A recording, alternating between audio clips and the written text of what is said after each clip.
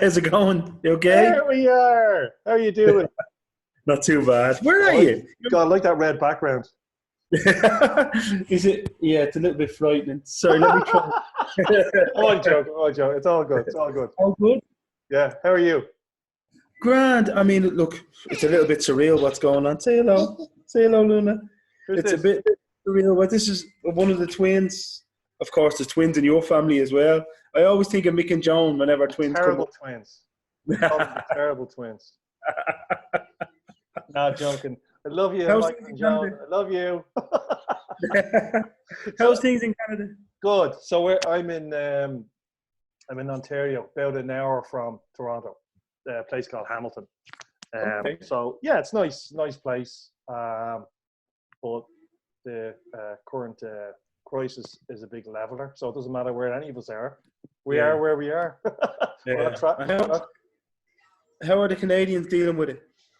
Yeah, it's pretty well actually. I think the general conclusion of the government is that Canada is like 10 provinces, I think, and 3 territories. So it's a very big country. So, but Ontario is the most populous country. I think there's 18 million or something here. So this was a big risk, Ontario and Quebec. And Ontario looks like they flattened the curve. So the cases and the deaths are a lot lower than other countries. So we didn't go up in the higher curve. I know Spain, I'll get into that in a minute. I know Spain had a rough time. Italy, States is on that kind of higher spike as well. So Ontario is more like this. It's still locked down though. Yeah. My kind of synopsis of Ontario or Canada in general, having lived here for the past 7 years, is that, you know, in general, it's a country. They're just very into kind of rules, regulations, systems. They do things very methodically. You know, the last big recession before this one that's coming, you know, wherever 10 years ago, 2008, you know, the collapse of Lehman Brothers or whatever, Canada was one of the few countries in the world that didn't go really suffer. They didn't need aid from, you know, the IMF or like what happened in Ireland, all that stuff. So they just have a kind of a very solid. It's hard to explain, but it's kind of in the psyche of people. You know, it's just the way people. I don't know. Discipline, I think. It's discipline. Yeah. For me, I mean, I lived in Norway, and they're very individualistic, disciplined. That Lutheran mentality. To be quite honest with you. So here's a question for you, just to segue for a second. So Norway. So I spoke to. So I'll give you. Let me kind of kick off by saying, first of all, thanks for coming on the call. Appreciate it. Not at all. So my goal here is to seize the opportunity when everybody's at home and everybody's available to reach out to people who are Irish and who live abroad. That's the general. That's for this kind of series of videos. That's the general idea, because I think it's interesting. Some people live at home, will live in Ireland, will never leave Ireland. They'll live there, they'll love there, they'll raise, and they'll die there. And that's what they want, and more luck to them. And there's this other type of person, type of psyche, who they just want to travel. They just want to go somewhere else. And they settle somewhere else. And I think the kind of people, I've spoken to different people, and it's fascinating, different characters. So I spoke to, actually you might know him, he's my age, an old school pal of mine, John Murphy, Mossy Murphy. Of course. You know Mossy, he lives in Norway. So we spoke a lot about how Norway is handling it. And then another, I don't know whether you know this girl, she's from Bluebell, Sally O'Connor. She was involved, you probably don't know, involved in basketball, but she's in Sweden. So again, she's kind of my generation. So she's in Sweden, so she gives the perspective there, you know. So it's kind of interesting, different kind of countries, you know. But here, I'll kick off. I'll ask you a few questions, and we record this, and I'm just going to put it out there. I think it's interesting. It's interesting to reach out. First thing to say is that how we know each other. Some people I know through basketball. Some people I know through school. Obviously, we're both from Drimnagh, Dublin 12. You're Carrow Road at the circle, corner house, crossing. Jackie Cross is on the other side. Is that right? Yeah, right? Yeah. Where Philly's mother-in-law was Bernie and Ned is still there. Yeah, Bernie passed away sadly. I know, it was devastating because I loved Bernie. Was like an you know him so well. Yeah. They were like my favourite neighbours, you know. So Ned, lovely people. So Ned is still there, and Brenda, my sister-in-law. Dawn, who's married to Philly, who they live on Sperrin. Lots of cars in Drimnagh. There was a good photo in there the other day. I think she posted it on her WhatsApp group. Pint of Guinness going through the window or something. For his bear. I can't remember what it was. You know? Un momentito, Martina, portes bien, por favor. You're good. Sorry, you're good. This is real life, man. This is real life. I have little babies, so I've got my youngest is 12. So I'm on a call, and they're like, okay. But I appreciate that. So don't worry about that. So I think we both came from the same area. I think it's about 10 years between us because you were Joan and Michael, my brother and sister. That's right. Kind of generation. But, as you get older, the gap kind of feels closer. It's nothing. It's just kicking the ball. I mean, my memories of you, and I'd say it in the interview, my memories of you were always like, when as a kid, basketball, your name was synonymous with basketball. Like you were like, if ever we had a chance to send anybody somewhere important for basketball, it was going to be Alan Carroll. That's what I grew up kind of around. Definitely, and that was a big, it was a big, just a big release or a big activity, and it certainly kept me sane. I mean, I ran with the crowds, and I, didn't get into crazy trouble, but got into little bits of trouble. Nothing crazy. Never ended up in the police. Carol's a good family. We had that kind of fear. Yeah, we had that fear. There's 11 of us in the family. We had that kind of fear and respect of the law as well. I'm not saying we were all perfect, but you kind of there was a line, and I certainly felt when I was a kid, and it's true the whole family. I didn't step across that line. You know what I mean? And you seen other people doing stuff, and that's their own business. But I was always in the back of my head saying, "No, geez, my man, dad killed me." No, it's a good family, and it was the first, the Carrolls, Pato, the Carrolls for me were the first big family I knew. Besides my cousins in Ballyfermot, because I was particularly close to Mick, growing up, and it was like, I remember him telling me the amount of brothers he had, and just being fascinated by it. I know, it is fascinating. I was in it, in the middle of it, but I'm still fascinated by it. It's kind of, I always kind of had this feeling of, I'm not saying it was that presence of mind when I was right in the middle of it, but I was I'm number 7, so I had the older family and I had the younger family. I was right in the middle, when I was 10, when Joan and Michael were born, the twins, and I remember going to school and then coming back during lunch hour to play with them. You know what I mean? Like that was the babies, But let's talk a little bit about you, because it's kind of interesting. So you grew up in Drimnagh. I grew up in Drimnagh, working class area of Dublin, a suburb of Dublin, for people who are watching and don't know where the hell that is in Ireland. So you tell us, where are you now? Where are you living now? Well, I live right in the middle of Barcelona, obviously with my wife and my 3 children. I've been here for 6.5 years, Alan. And as you know, anyone that knows me from Drimnagh, like they know you, I've travelled for years and years. I mean, I lived in London for a number of years. I lived in Norway for several years. It was always kind of music and sport that took me around the world. And like yourself, my hobbies kind of got out of hand insofar as they opened doors for me that, it's debatable whether, you just didn't expect it to happen kind of the way it happened. But I was always the type, a bit like yourself, I didn't want to sit around and regret any turning down any opportunities that I got. I was always like, I'll give that a go. I seem to be okay. So you didn't have the fear. You didn't have the fear. No such thing. I mean, a good friend of both of ours, Mark Jenkinson, always used to say to me that there's a song by Jimmy Somerville called Small Town Boy. Always reminds me of you, Peter. Yes. And it's funny, I did a gig with Jimmy in London at the big GAY club. And I remember saying it to him, actually, I've got a friend at home. So Drimnagh follows you everywhere. Of course. It's interesting. And so have you put down roots now in Spain, would you say? Or is that I mean, getting married and having children, and my wife is from Colombia, so she's very family oriented. I mean, I had my family were my cousins, your family with your brothers and sisters, your mum and dad. My family is a little bit, as I said, it was a little bit here and there, so I was always leaning toward traveling away. But meeting Jessica and certainly having children completely kind of has changed my, I look at Spain now, where we live. This is where we live, and if we decided to go anywhere, it would either be, to live, near my mother, or to go and live in Colombia, to Got be it. honest. Yeah. We're very much settled here. Got it. It's interesting. But I mean, over the years, before you got there, you mentioned like Norway, and it was kind of, it's a fascinating place for me. And anyway, Mossy said, me and Lorraine, come over anytime. You should.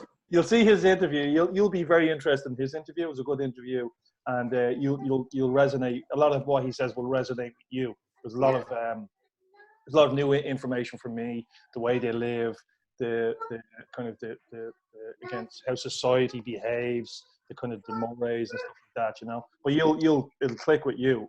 But so you went on a journey when you were younger. I know you were big into music. You had some probably great experiences there, and you're into soccer as well. They're the two things I think of, And I think basically, so you were saying that's what kind of brought you kind of on your journey, and to Norway or just different places. It just made you, just gave you the travel bug, I suppose. Would that be fair to say? Yeah, I mean, like I said, for me, it was never a case. I was never the type of, as much as I love my family in Dublin, I was never the type of fella to get homesick. Okay, that's interesting. I would never ever, arrive to a place and put my bag down and think, oh God, I wish I my way of dealing with it, for example, when I got to Norway first, I was in the middle of a football season in Dublin playing for the Bosco, our local team. Yep. And I rang Paul Martin. I was like, Paul. I think as you know Paul very well. I was like, and it was more of an excitement thing. This is great. They don't play like us. They don't train like us. The weather is completely different, but it's a challenge. Yeah. So I enjoyed. I think I enjoyed that side of it. I was acutely aware of the fact that I was completely different to anything that lived there. Because you must remember, this is 1998. Wow. I'm 19, wow. and it's still the world. It's pre-Facebook, pre-people kind of. Yeah. People were traveling, but they weren't traveling and staying anywhere. It was. Yeah. And for me, it was, you must have been a Weird Al chicken arriving there for them. Very much so. Different. I mean, they had a few refugees coming from I think Syria at the time, and and they had a couple of people trying to come across the Russian border, looking for a new life. But nothing. They weren't used to. I mean, the town I settled in was a place called Røros, which is a small town about 30 Norwegian miles, which is about 150 actual miles from the nearest big city called Trondheim. So they really weren't. It was a town of 6,000 people. They weren't used to outsiders at all. No, at all. So all Caucasian, like lots of white people with blonde hair, but decent human beings. White hair, blonde hair, blue eyes, kind of a lot of that. The archetypal Norwegian kind of thing you think of. Exactly. But you're an Irish boy as well. Like that's kind of the interesting angle for you. The uniqueness of you is you're an Irish guy. You're a person of colour. Where you come from, Drimnagh, working class Drimnagh. Yeah. This kind of very northern, so it's kind of really interesting kind of set of a lot of clashes there. But the Norwegians, so if we get down, sorry, my youngest daughter, she's hanging out as lampshade. Yeah, but the Norwegians are quite, they're quite, and they were then and they are now. They're Anglophiles.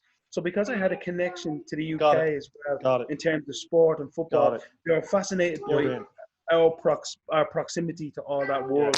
So there was an instant connection there with. And they speak English as well. Am I right in saying that?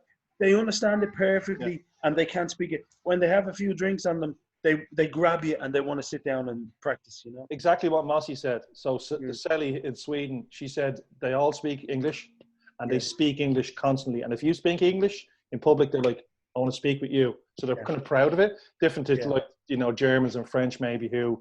Especially French people and I'm generalizing now. French people watching, no insult intended, but they want you to speak French. You're in France, want you to speak. It's always been that way. I've experienced that myself when I was there. But Mossy was saying exactly what you were saying there. At the start, he had to learn the language. It was important to learn the language. It's important to kind of just for people to understand that and they'll help you. They're nice, as you said.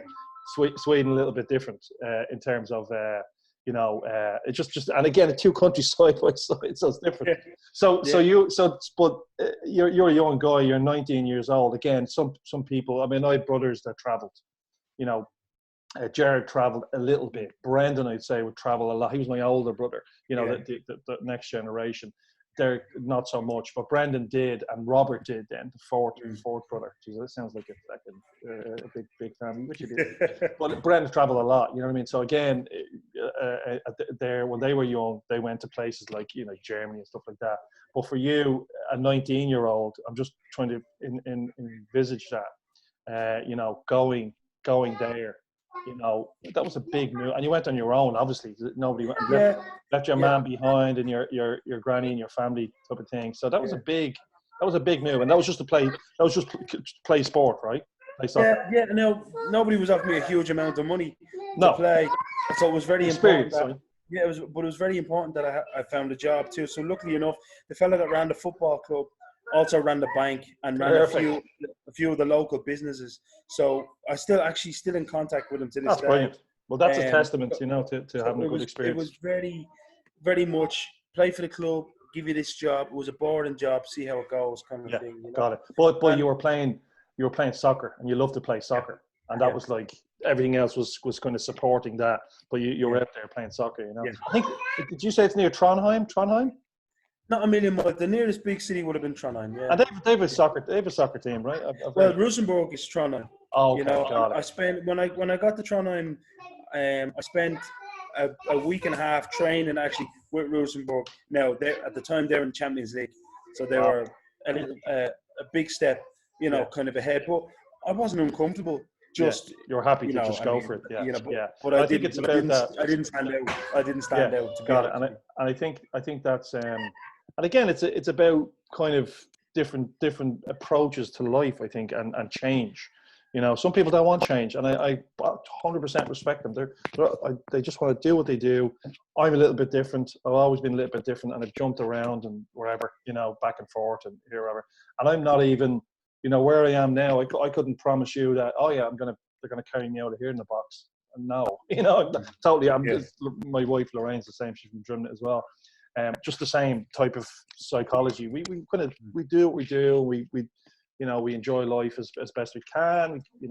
Very family oriented, obviously. But I haven't got that psyche, and it sounds like you're similar. And it's quite a similar vein running through all the people I've spoken to so far in these videos, living away.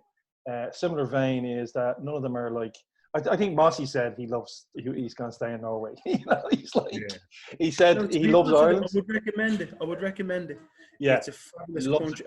I've said it to Jessica as well, my wife. I'd love to bring her so she could see, because they have I can't explain it to you. First of all, it's an oil-rich country. Yeah. So they're virtually untouchable. Yeah. All of the oil that's in the North Sea belongs to them, despite the protestations of the Scots. It belongs to the Norwegians. So it's almost like Saudi Arabia in those terms. Yeah. But they're very appropriate, conservative, hard-working, decent people. It's a lovely. You won't see, these disgusting Twitter debates, for example. Yeah, I know, I understand. It's very educated and measured, You won't see that amongst Norwegians. It's just not acceptable. Yeah, Mossy said that. Exactly. And it was funny, when Mossy said, he when he comes home to Ireland, he gets anxiety. He comes home for a week because it's different. I think the pace is different or whatever, and he's kind of, the more he's away, the more he's, I suppose, detached from that. You know what I mean? So he loves Ireland and loves to go and see his family and all that, and he'd go home, go for a pint up in the Eleanora, but he likes to go back to Norway. So I think I'm pretty much, I got the feeling from Mossy that he'll die with his fishing boots on somewhere, some frozen. He fishes. Oh, he fishes. He fishes. Yeah. My wife says, I think he's a single guy. We didn't go into that too much, but I think Lorraine says to me about Mossy, that guy has it all figured out. He's a single guy. He's a roofer, and he goes fishing, and he's just like, and and in the interview, Mossy just came across like that. He's just like, he's happy. Yeah. whoever happy is, right? It's very much a place where you can be content. Yeah. Yeah, So, exactly. Yeah. So tell us a little bit about you went to live in the UK as well. That's yep. a totally different fish. So were you living Well, in? this was you're talking about London, 2002. You know, I got involved in a very big television show Yeah, called Pop Stars: The Rivals, yeah, and it's very much. I mean, you're talking about someone that was in Norway, low pace, yeah, a bunch of small towns yeah. segregated from each other, ordinary people, to London, where it's Crazy. crazy, to be Yeah, honest with you. crazy. It's crazy capital of Europe.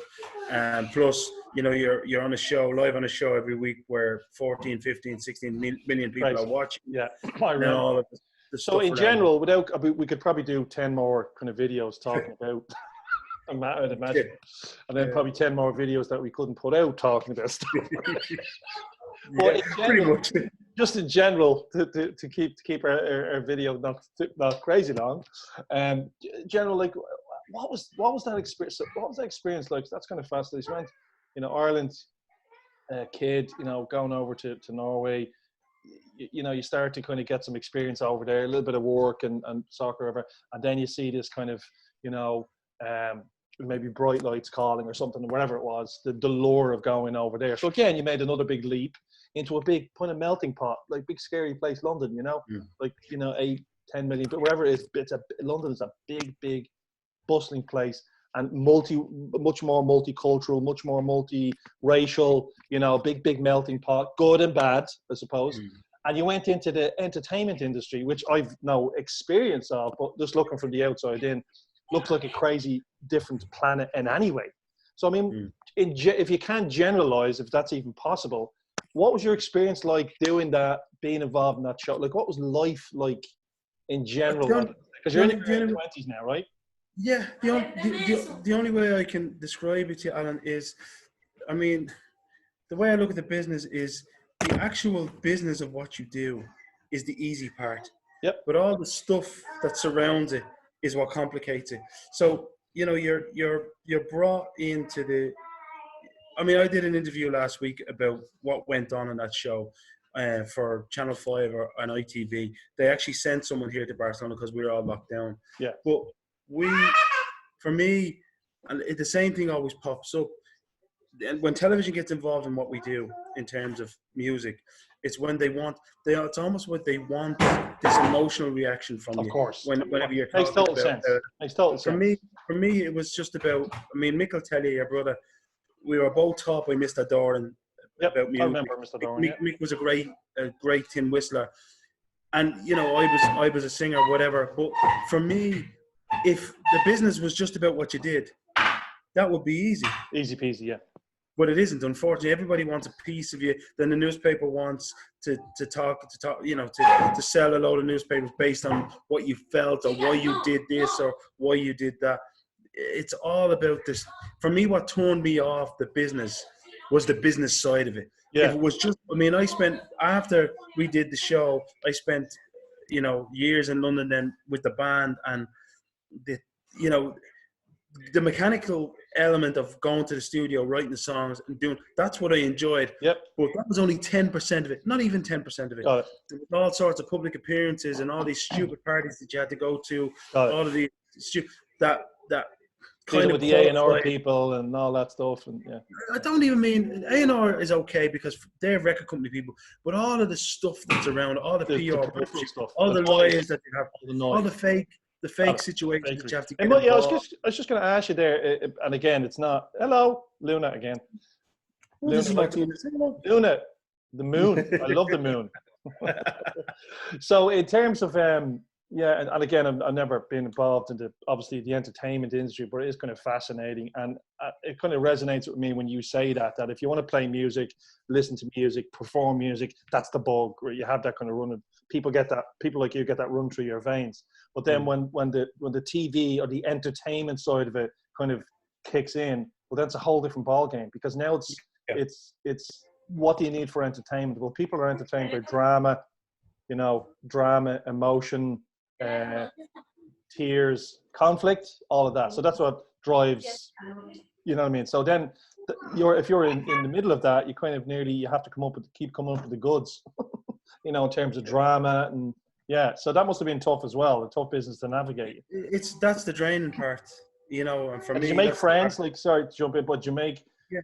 did you have to have some kind of filter where you had to kind of eventually figure out after a while who's your friend and who's kind of like a fake friend? Like, did you have to But kind to be honest, yeah, there's a lot of that. But I stayed away from it. I mean, I stayed close to the things that I wanted to stay close to. I insisted on getting home every couple of weeks, you know, to kick a ball with the lads at the Bosco. I insisted on. oh, I nice. bought I bought a PlayStation and just bought a few football games. When the lads were going off partying, I just went to the studio, I was writing, and then I Yeah. would go home and do Yeah. my own thing. To Yeah. be honest with But you, it's and I very think that's nice. important. So from there, is that Luna again, or is that somebody else? Yeah, no, it's Martina. She's okay. Hello. So from there, and did you go like from London? Then did you go to Spain from there? And No, I went back to Ireland, and okay, the problem I had, and let me be frank with you, I stayed then in London for a few years. I was there till 2005, I think. The band broke. Well, I left the band, then they broke up. Actually, the lads went off to South Africa. The album that we wrote together was #1 down there, oh and nice. they did okay. But there's no money to be made in selling records, as you know. This was Yeah. the start of the collapse of the record industry Yeah. and the online industry as we know it. But I came back to Ireland. Luna Martina, ven aquí, por favor. Disculpa, sorry. No, go Luna on. y Martina, ven aquí. I went back to Ireland, and being me, looked for a normal job, which Yep. wasn't easy because in most of the interviews, your CV would come across the desk, you'd be called in, and the person would be interviewing you just wanted to meet you. Do you know what I mean? Yeah. Just wanted to see Well, this they want to bloke hear that was this, on and they want to hear the stories. and not even that, but just you know, they'd be curious. They're interesting. They're interested. They want to talk. But I was getting the vibe that, you know, we can't credibly hire you because obviously you're going to go back into the music industry. Fair, blah blah yeah. blah. So Anyway, I ended up that's getting. 22.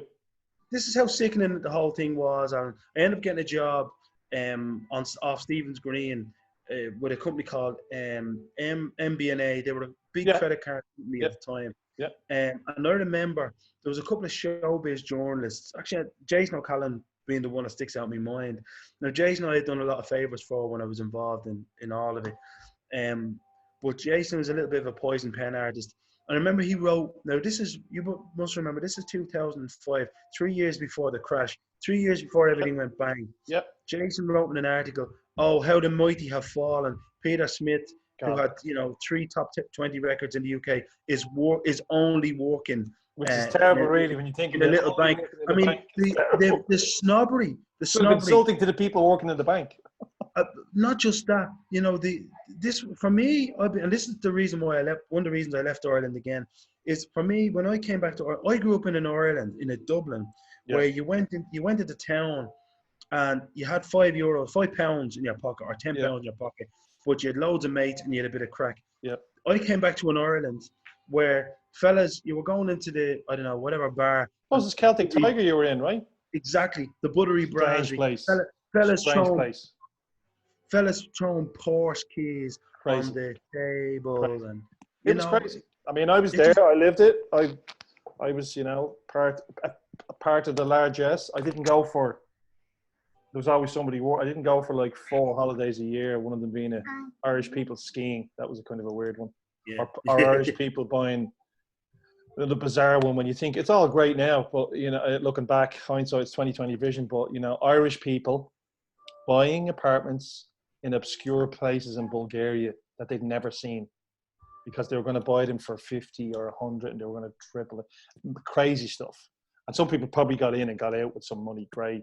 But a lot of people didn't. And we know that. But it was a weird place. It was Celtic Tiger Ireland was a weird place. And Alan, it was like a little boy trying to wear a suit that didn't fit him.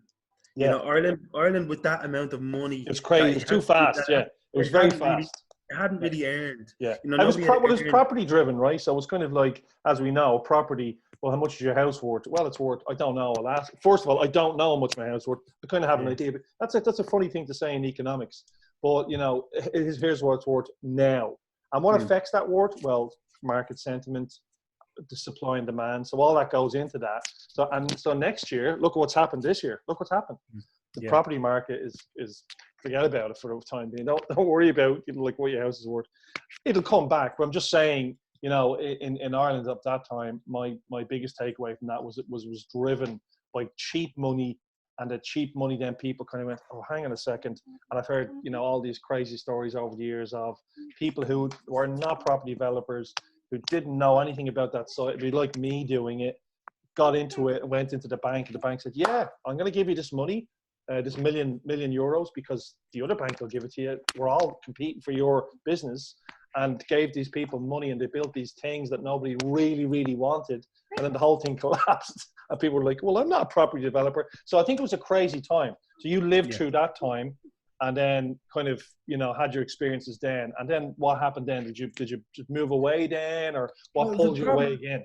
The problem is, as I said, I'd lived in the real London, and then I came back to a fake one, a wannabe London. Okay. Now, because the reason I came home is I wanted to feel like I was at home. Yeah. So you were drawn home.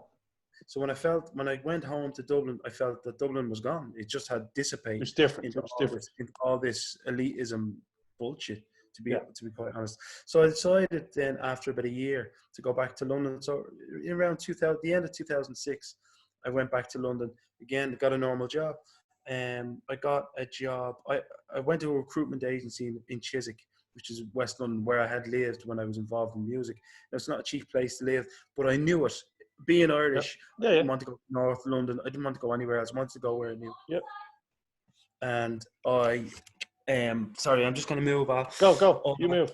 I ended up going to a recruitment, actually a deco recruitment in Chiswick, and they fixed me up with a job in Mercedes-Benz on the Great West Road, which is near Ealing.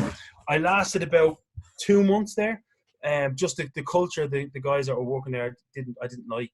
All Essex boys, flash watches. I just wanted it. Just not me. Again, I'm a young fella from Drimnagh. And I went down to the recruitment agent and said, listen, I like the sales manager. He's a nice guy, but I don't want to stay there. Do you have any suggestions? So they asked me to work for them directly. I had no recruitment experience, but I learned quickly, and they gave me the temps desk to run.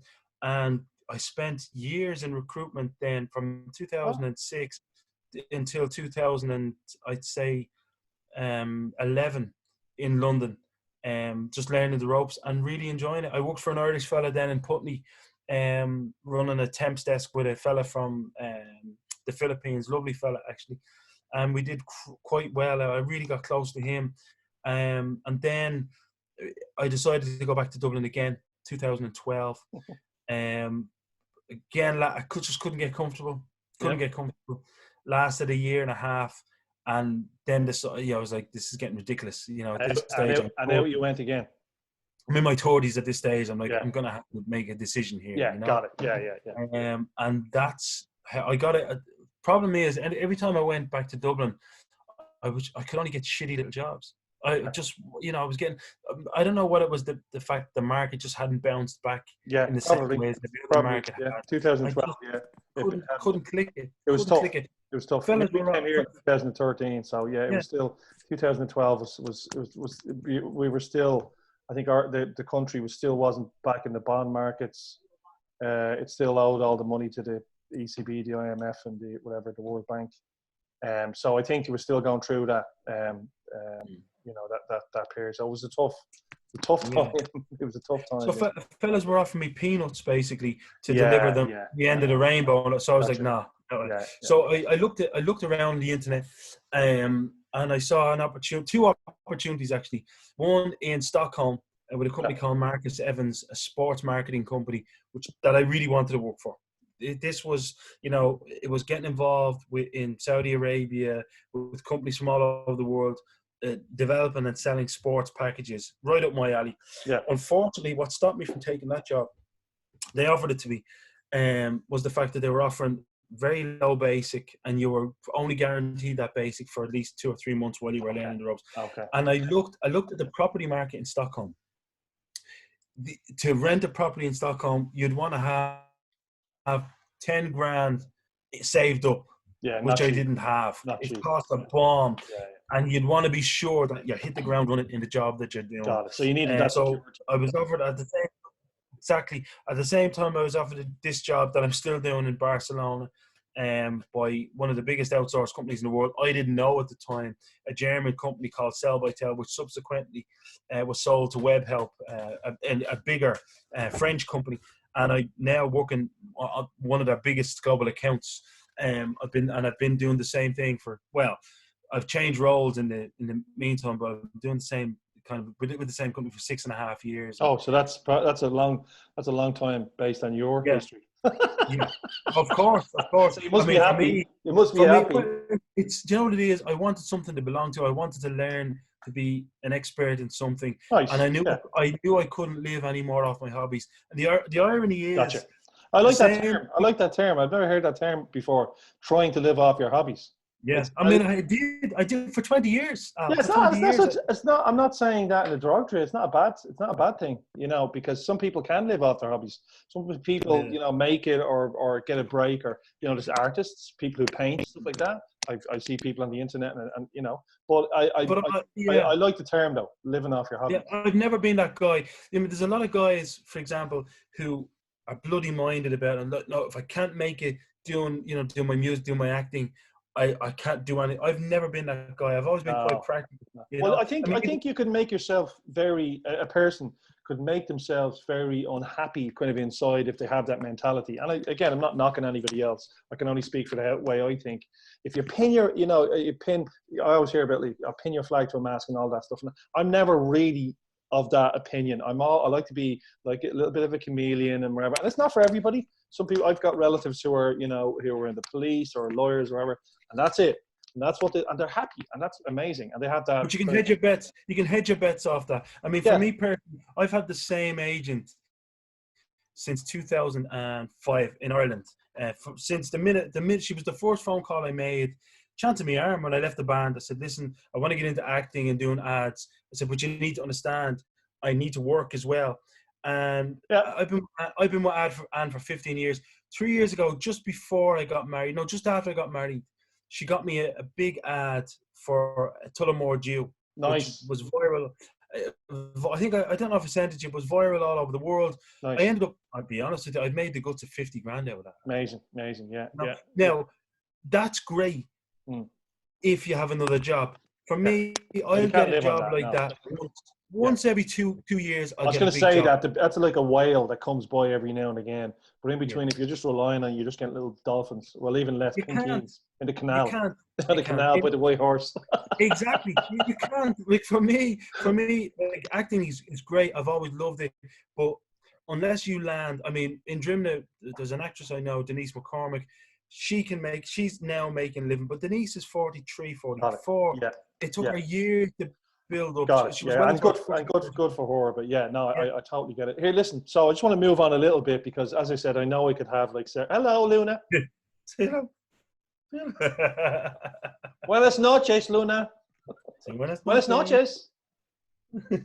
I'm just an Irish guy with pidgin Spanish. Not even pidgin Spanish. I did French in school. Sorry about that. Not bad. So tell me about just move. And as I said, we could probably have several of these interviews. It's really interesting. But tell me about right now. So you're in Spain right now, in Barcelona, living right in Barcelona.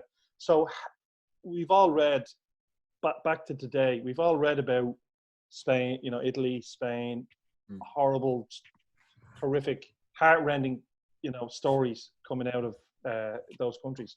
How is it on the ground? You're in Spain. How's the country coping? Talk us through a little bit how your experience has been during this COVID-19 pandemic. Well, first of all, I mean, we've been locked down for 6 weeks now. The Spain, to give you the background, the reason why Spain was hit so badly, it's a cultural thing. There's a lot of families who live together. Got it. So a lot of grandparents who live with their families. The property crisis wiped wiped the idea of borrowing for a house. So everybody, a lot of people live together. So the elderly population in Spain has been very, very badly affected. Yes. By the situation. So you're looking at we're just under, I think, 20,000 deaths. We're past the curve. We're about 2 weeks ahead of the UK. The UK as well is past its curve obviously. We're 2 weeks past there. But the difference, the reaction here has been really surprising. Spain, because they were a dictatorship for 50 years, Yeah, I Franco. think that when the government makes a decree, they'll follow it. So Got you won't see pockets of street parties here and it. there. It's just People again, understand. it's in the psyche of the national. It's that national psyche we spoke about with Canada. It's in there. You can't quite put your finger on it, but people will follow the rules. Yeah. That's exactly it. I mean, I grew up with the politics of I've never understood anyone that says, for example, I'm a conservative or I'm a liberal or I'm of the left. For me, it depends on the issue. So when it comes True. to being locked down because of a potentially deadly virus, I'm conservative, and Got I it. think Got that's it. the way Got everybody it. has kind of So we looked at need it. conservatism, even though you might kind of be liberal. I'm certainly liberal, definitely left leaning, but I would like to call myself a democratic socialist. But Yeah, you're dead right on this. I'm conservative, and we've a yeah, too right. conservative. Provincially we've a conservative government, and a guy called Doug Ford, who he was voted in a couple of years ago, and I was like, terrible, whatever. He's doing a great job now because this is his time to shine. He's a conservative. He's like, come on, guys, let's get together. Let's flatten the curve. We're all in this together. So you're saying that it's that kind of psyche in Spain that they said, oh, this is what we need to do. Do it. And this is the mentality that saves lives. Yeah. At the end of the day, there'll be. Don't get me wrong. I'm a sports guy, so I want to see the Of football course you back. do. I'm going crazy to see Going Liverpool nuts. Yeah. win the Premier League. However, I understand that when it comes to saving lives, you got to lock things down, Got it. and Yeah. that's what Spanish have done. Got it. And another question for you is in well, even in Barcelona, let's talk about is it a culture of apartments there, like condos and like kind of is that it rather than big spaced out? Yeah, no, Barcelona is very much. Don't get me wrong. The sun, it's bright, it's beautiful, but it's very much blocked. If you look at an aerial view of Barcelona, you'll see a line that transverses the city diagonally called Avenida Diagonal, and on either side of it, it's just hives, if you like, of apartments. Now, nice big apartments. I understand. Yeah. Well, it's happening around the world a lot. Yeah, it's packing more people in. But because it's like that, I suppose I'm not an epidemiologist, but I suppose people living in closer quarters or wherever, you're going to get more, transmission of stuff like this. Just people living in the same buildings and stuff like that. The hospitals were, as the curve increased in and around, I suppose the beginning of April, it was worrying. You could see that the hospitals were struggling, but they coped. People did what they were supposed to do. Yeah. And I have to say, it's really, it's I've never experienced anything like it. Yeah. When we were allowed out once a week to shop, and literally, one of us, my wife or myself, would go downstairs with the rubbish. And Alan, for someone like you, it would have been the perfect time to film. Yeah. You would have saved yourself so much money if you're film. If I'm a director and somebody gives me, okay, Peter, I want to shoot. This is great content. Exactly. Yeah. This will save $100,000. Let's just film. You got it. So there's so many opportunities to capture content, but then I was driving today to collect some chairs. We kind of bought some chairs, so you can kind of still do things like that. Bought them on Facebook Marketplace or something. And I was just driving along in downtown Hamilton, which is only like a 400,000 population city, so it's not a massive city. It's kind of a city. We live a little bit outside it, and it's I have to remind myself. Oh, it's Wednesday. It's 2:00. And it's not deserted. It's not deserted. It's quiet. All the businesses are closed. Most businesses are closed. It's quiet. It's not bustling. It's usually bustling. You know yourself. Stoplights. Blah. People. It's like I stopped at a stoplight and there's one person walking across. And I was just saying, in terms of content, storytelling, journaling, you want to get out there with your camera, but at the same time, you kind of can't. It's just like again, somebody's kind of breaking the law. It's just sometimes tap you on the shoulder and say, So. Just to conclude things, and it's been great talking to you today. It's been wonderful. Thanks for the time. It's been really interesting. What do you love about Spain, like where you live now in Barcelona in particular, and what do you miss about Ireland or Drimnagh or whatever? Like, what's those two questions if I could ask you? So really couple of really good questions. I love the diversification and artistry here. It's like the whole society is based around finding time to develop who people are as individuals, and they actually government cares about children. They don't. It's not just a token jet. They do not compromise when it comes to the welfare of children. Great. And I have to say, I really take my hat off to them. That's what I love. It's that paternal That's amazing. state that it's still a hangover from the old ways. But listen, I'm not advocating for a dictatorship in it, but there are. Of course. It's like there's not evil in everything. I understand. It's evil. It's like kind of muscle memory. Yeah, I do get what you mean. Yeah, I do understand. And the things that I miss about Ireland, I miss being a kid, and when nobody had anything really, but everybody got together, and then we all had something. Yeah. You know, I think that the Ireland that I miss is gone, Alan. Yeah. I think that's why guys like you and we don't go back. No. I think, you know, when you say that, in my head, vision straight away, and people not from Drimnagh won't even know what we're talking about, but straight away, bang, straight into my head, which is kind of fascinating that words will do that. I had this vision of the roundabout where Mr. Carter was in the little shop in front of the Moran Road Church, and the roundabout was grass, there was railings around it, and you just play soccer in there. Soccer when the sun shines. And you know a great thing. You've done a great thing about what you're saying there. I love Morrissey. For example, I grew up listening to the Smiths and Queen and stuff. But when I bought Morrissey's book, in around page 33, he talked, because you know his folks are from Crumlin. I didn't know that. Yeah, so he was brought to Crumlin every summer by his mother. Didn't know that. Wow. His father was from the Captain's Road, his mother from Kildare Road. Jesus. But his memories were walking down to Drimnagh with his cousins. No way. And he talks about Mr. Carter. No way. He said there was a blind man, he doesn't name because he didn't know his name. There was a blind man who worked in what we call a kiosk. Yeah. He said you could hand him. No way. I'll text it to you tonight. You gotta send that to me. It used to amaze me. He said you could hand them a 50p piece or hand them probably more like 5p. but he'd hand you back the right change. Of course he would. Said, and to this day he said I never forgot it. I'll take a picture of because I have the book inside. That's great. And for me, so Drimnagh imprints. I never knew that about Morrissey. Drimnagh imprints on people. Yeah, he's a little bit. Morrissey's a little bit right wing for me these days. His music. I think he gets caught on the hop. The thing about Morrissey is he's a little bit. He feels a little bit caustic, and we don't get to a Morrissey debate. Yeah. But he's a little bit of a harder edge to him that I like to see in people. I'm a bit like you. You said, I don't know what you said, but you made me feel like that. You know, you said you can be liberal in some things and conservative in other things, and I agree with you. Life is not black and white. As my wife always says that to me as well. She says you got to have a grey area. You know, you got to give people a chance to cross boundaries and stuff like that. And listen, what I read about Morrissey, the quotes that are attributed to him, and I know news is news these days, he just feels like he's a little bit linear. He's a bit like, boom, boom, here's the line, you know. So I don't particularly love that. I like people to be more kind of fluid, you know.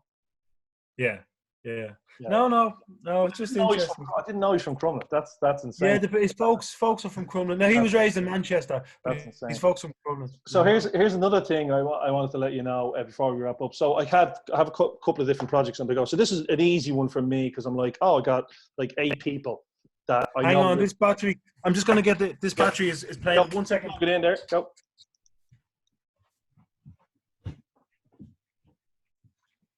Right, well, there's Luna.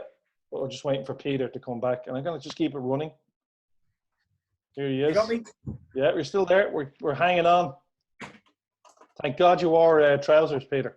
That would have been your. That would have been. It's a rare courtesy. It's a rare courtesy. That would have been it.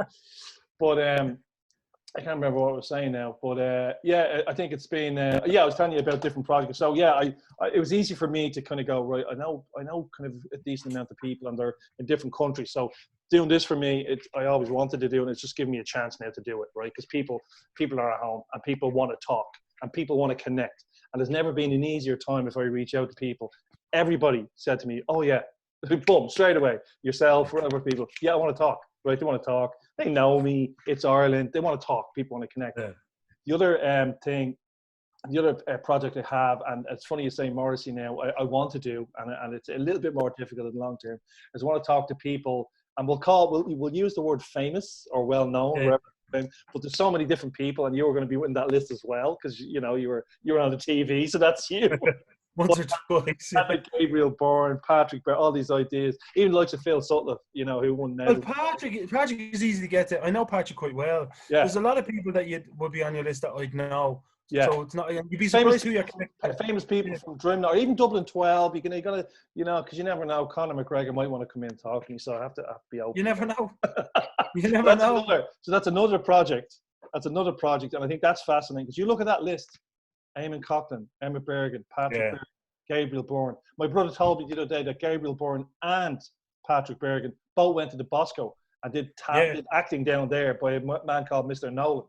You know what I mean? So there's memories there, So I got to set that up. And anyway, so and then now I've got kind of a little bit addicted to watching Patrick Bergen's Facebook, where he's just plays music all the time, which is kind of cool. Well, that's his love. Patrick, I met Patrick about 3 years ago. Because he's good friends with my uncle Brendan. He wanted to make a kind of a mockumentary about an Irish musician in the United States. So we were talking about it. But then he got back into.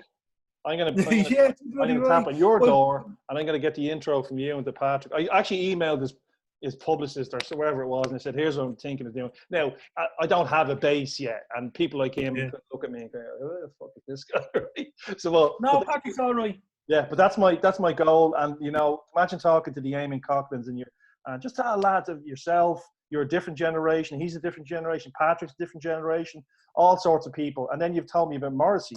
That's nuts. So I feel that I have a good chance, if I can build up some momentum, that these people will want to talk about being connected with Drimnagh and Crumlin and wherever, because it's just fascinating. If I was you, I'd make a spider diagram. Yeah. And I would almost say, listen, the guys that I'm interviewing, you don't realize it, but you're all connected. I mean, that's amazing. That's a great know that he's connected to me. That's a great angle. You got to have an angle. To sell it, you got to have an angle. Yeah, you're right. That's a great angle. I like that. And I think it's in this day and age, certainly even after all this, we pass this by, people are going to want to know how people survived, what they did. Yeah, so, stories, right? If I was you, I'd be sitting there. I sat down with a pen one day. I knew I had a friend that was involved in music, and we started talking. And I couldn't believe, by qualification of being friends with him, how many people I was actually connected. Yeah, 6 degrees of separation. Yeah, the real social network. Yeah, the real social network, the physical social network, rather than the virtual one, right?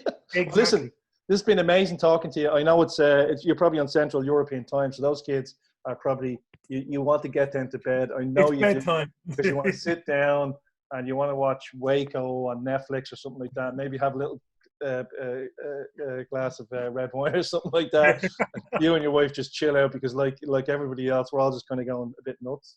My wife's out in the garden now painting chairs. So there you go. I'm in here, and really. Yeah, whatever it takes, man. It's going to say that whoever a little bit of separation in keep your mind going. But it's been amazing. Thanks very much. I will tag you. I'll let you know when this is going out. I'm going to just collect them all, put them out once a week. I'm going to I recorded the audio, so I'm going to stick it up as a podcast as well. And again, I'll share that with you. So, but it's been a pleasure talking to you. Love the stories. We could probably go deeper, and we probably will in the future. I think you've got stories within stories, and there might be stories you could tell me that where we can't run the recording. Let them sue. No, you're going to get sued. Well, you can get sued. You're okay. Actually, we both probably can. We're far away. Let them catch you. Listen, thanks, Peter. No worries, Al. Speak soon. God bless. Have a great night. I really